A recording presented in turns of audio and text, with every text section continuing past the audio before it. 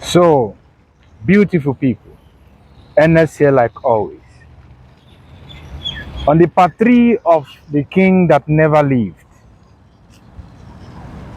on the Eke market day, as asked by the king,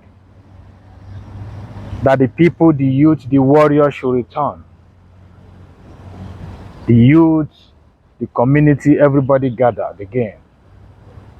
And the king, just like every king in every nation, once a king makes a pronouncement, once a king makes a promise, the promise of the king stands. So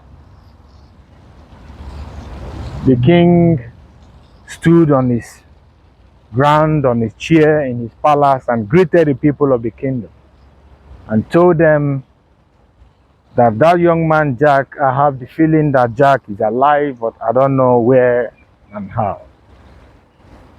So they set out again in search of the missing warrior Jack. So on their way going, something mysterious happened. So where they were going, marching, singing, marching, a loud voice came from nowhere. Strange voice, because the voice was not known to them and the voice was not of them, was not a voice from amongst them. Neither was it the voice of Jack. So the leader of that very movement, which was and is the second in command of Jack, held everybody and told them, hold yourselves in circle. And they all paused and they held themselves, and they were all in circles. They were all together and they held themselves. And they stood still, kept quiet. Nobody said anything. They put an item in their mouth, and only the leader could speak. So they stood still, and the voice roared again. Woo! Woo! Strange voice. Woo! They thought it was a windstorm again, but this time was not a windstorm. So one of them raised his hand that he wants to speak.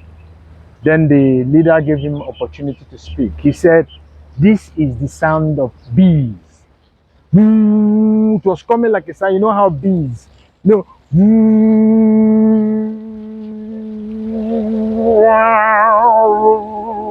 it was coming like a rain, sound of rain.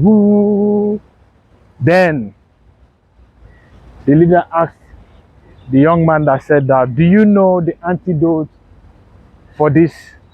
The young man said, I remember my grandmother once told me. Then he told him and the group what they should do. He brought out some substance from his bag, and of course they all have the same substance. He said everybody should bring just a touch of the substance, which is more like a body lotion, but it's something different. He asked them to apply it on their forehead, and they all applied it on their forehead, and he asked them to rub it in their ears and in any open place in their body, in their tongues, in their lips, and within their eyelashes, the eye areas and nose and their mouth. And they did the same thing. So the bee began to come. It was actually a bee. So it came close, unknown to them and even to the young man. The substance they applied was to make them invisible from the bees. And the bees roared for some minutes and left. And they all began the journey again. So when they got to that same spot where they usually have the windstorm, this time they stopped chanting, they stopped singing, and they all knelt down. When they knelt down, the leader stood in the middle. They all crossed their legs and held themselves. And this time, they chanted and called the name of their leader, which was Jack, 7 times. As they called the name Jack, Jack, Jack, Jack, Jack, Jack, Jack, Jack, 7 times, Jack, 7 times, they kept quiet. Something fell from the sky. A white handkerchief fell, written the name Jack. And the leader said, "This is a sign that Jack is alive."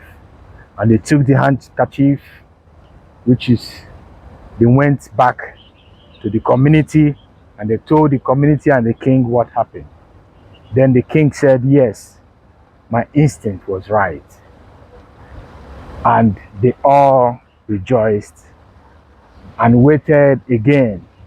But this time the king asked them to